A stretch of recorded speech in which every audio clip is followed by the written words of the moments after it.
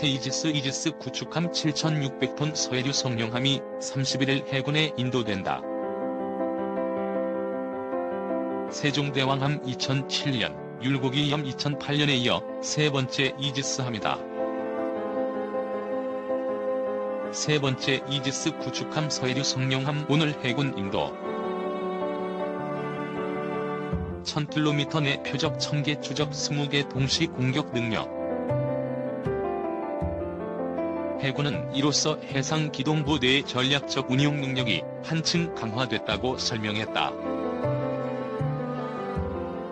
지금까지 북한의 미사일 발사나 해외 훈련이 있을 경우 이지스함이 동원되다 보니 전력의 공백이 생기는 경우가 있었다. 하지만 이지스함 세 척을 운영하게 되면 그 공백을 메울 수 있다. 서해류 성룡함은 2009년 9월 현대중공업에서 건조를 시작해 해군의 평가와 국방기술 품질원의 품질검사를 거쳤다. 다음 달 3일 진수식 후 9개월간의 전력화 과정을 거쳐 내년 중반 실전에 배치된다. 서해류 성룡함은 해상기동부대의 지휘함 역할뿐 아니라 스파이 원디 레이더와 각종 미사일, 기관포로 중무장의 강력한 대공 능력도 보유하고 있다. 360도를 감시하는 이지스 레이더는 1000km 떨어진 천여 개의 대공 표적을 동시에 탐지, 추적하고 이 가운데 20여 개를 동시에 공격할 수 있다. 광역 대공 방어와 지상작전 지원, 유도탄 자동 추적 능력도 보유해 역대 최고 성능을 가진 이지스함으로 평가받는다. 이미 지난 4월 이지스 1번 함인 세종대왕함이 평안북도 철산반도에서 발사된 북한의 미사일을 서해상에서 최초로 탐지하는 등 뛰어난 성능을 입증한 바 있다. 서해류 성룡함은 그보다 한 단계 위의 전력을 보유하고 있다는 게 해군의 설명이다. 이지스함 함장은 해군 대령이 맡는다. 해군은 미국 등에서 이지스 전투체계에 대한 연수를 받은 사람에 한해 이지스함 함장에 임명해왔다. 함정 건조 비용과 탑재한 무기를 합한 총 건조비는 1조 3천여억 원에 달한다. 한 해 국방 예산의 약 4%에 달하며 기업 가치와 비교하면 안철수 서울대 융합과학기술대학 원장이 창립한 알랩의 시가총액보다 1000억 원쯤 비싸다. 우리 해군의 주력인 충무공 이순신함급 4800톤 구축함의 건조비는 약 5천억 원이다. 일반 구축함 건조엔 무게 비용을 포함해 톤당 평균 1억 원가량이 소요되지만 이지스함은 고가 첨단 장비 때문에 이에 2배가량 들어간다. 이지스의 어원은 그리스 신화의 제우스 신이 방패에서 유래한다. 1969년 미국 해군이 신형 미사일 개발에 착수하며 최초로 사용한 이후 입체적인 공수 전투 체계를 탑재한 전투함을 이지스함으로 부르기 시작했다. 일본은 현재 6척의 이지스 구축함을 보유하고 있으며 2척을 추가로 건조 중이다. 이에 따라 최근 군 안팎에선 모두 6에서 8척의 이지스함을 확보해 전략기동 함대를 만들어야 한다는 주장도 나온다. 국회는 지난해 방위사업청을 통해 해군력 강화 사업에 관한 연구 용역을 발주했으며 최근 이어도와 독도 전단을 만들어야 한다는 결과를 보고받고 대책을 마련 중이다. 서해 유성룡 임진왜란 당시 영의정이자 전시 최고 군직이던 도채찰사를 맡아 군사 업무를 총괄했다. 이순신 장군의 중용을 상신하고 훈련도감을 설치하는 등 전략가로 활동했다.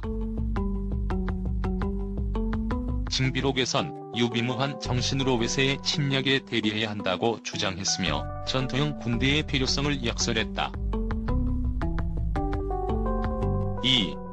국산 잠수함 1조 3천억 규모 인도네시아 수출 눈앞. 한국 업체가 추진하는 1조 3천억 원 규모의 대인도네시아 잠수함 수출 계약이 초읽기에 들어갔다.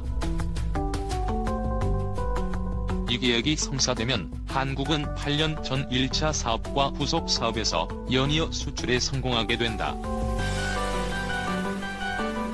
19일 국제군사안보 전문 매체 제인스 360에 따르면 인도네시아 해군은 한국 해군의 장보고함을 개량한 잠수함 3척을 도입하기로 하고 협상 최종 단계에 돌입했다.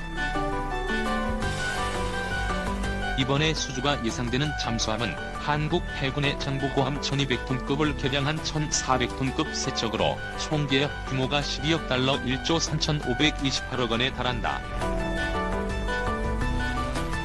방산업계 관계자는 현재 마지막 협상 단계로 일감을 어떻게 나눌지 논의 중이라며 한국 옥포 조선소와 인도네시아 현지 조선소가 잠수함 부품 생산과 최종 조립을 나누어서 진행하기 때문이라고 말했다.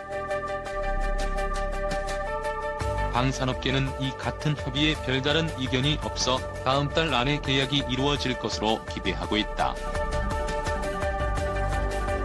원래 지난해까지 계약이 마무리될 예정이었지만 대형 사업인 만큼 인도네시아 측에서 추가 검토가 필요하다고 해 올해 1분기로 최종 계약 시기가 미뤄졌다. 이번 계약을 위해 해당 잠수함을 건조하는 대우조선해양은 현지 시장에 공을 들여왔다. 지난해 10월 현지 국영기업인 PTHEL 조선소의 기술협력센터를 열고 한 달 뒤에는 PTHEL 조선소와 컨소시엄 구성 협약을 맺었다. 인도네시아가 이미 한국산 잠수함을 운영하고 있다는 점도 이번 협상에서 유리하게 작용했다. 대우조선해양은 2011년 인도네시아의 잠수함 도입 1차 사업에서도 11억 달러 1조 2410억 원 규모의 계약을 체결했다. 당시 한국의 역대 방산 수출 단일 최고의 계약이었다. 한국은 이 계약으로 세계 5번째 잠수함 수출국이 됐다. 이때 계약된 3척 잠수함 중 2척은 한국에서 생산돼 납품이 완료됐고 한 척은 PTHEL 조선소에서 공동으로 건조되고 있다. 이번에 추진되는 2차 사업에 대우조선해양의 수주가 확정되면 인도네시아 해군이 도입하기로 한 12척 잠수함 중 한국 함정이 6척으로 전체의 절반을 차지하게 된다. 정부 관계자는 러시아 의존도가 높은 인도네시아 방산 수입 시장에서 잠수함만큼은 한국 기술력이 높이 평가받고 있다며 정부 차원에서 방산 외교로 뒷받침하겠다고 말했다. 3. 해양 강국 노림수 실제 전투력 수준은 중국군 전면적 개혁에서 가장 눈에 띄는 분야는 해군이다. 이는 현시성이라는 해군 속성에 기인할 뿐만 아니라 해양 강국을 이루겠다는 중국 최고 지도부 의지 그리고 중국 내 언론 매체와 연구자들에 의해 뒷받침되고 있다. 따라서 지난 1월 발간된 미국방 정보국 DIA 중국의 군사력 보고서가 중국 해군력과 해양 전략을 강조한 것은 놀라운 일이 아니다.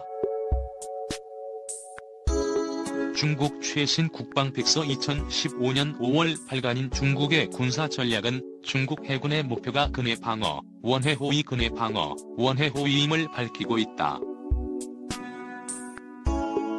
이 목표는 매우 다양한 임무를 의미하는데 예를 들어 해양 자원의 보호, 중국의 해양 권익 수호, 해상 교통로 SLOC 및 에너지 루트 확보를 포함한다.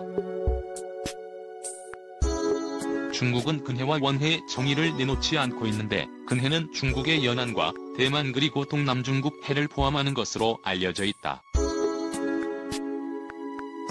원해는 더욱 복잡한데 비전투 임무인 UN 평화유지군 PKO 활동, 인도적 지원 및 군안 HADR, 비전투원 후송작전 NEO가 포함된다. 원거리 작전 계획의 예로는 2008년 12월 이후 실시하고 있는 아덴 에이던 만대테러 작전과 최근 지부티에서의 해군 군수지원 기지 건설, 운용을 들 수 있는데, 이는 중국 해군이 단기적으로 원거리 해상 교통로 보호와 존재감 과시, 보다 중장기적으로 원정 작전 이유를 염두에 둔 보석이라고 판단된다.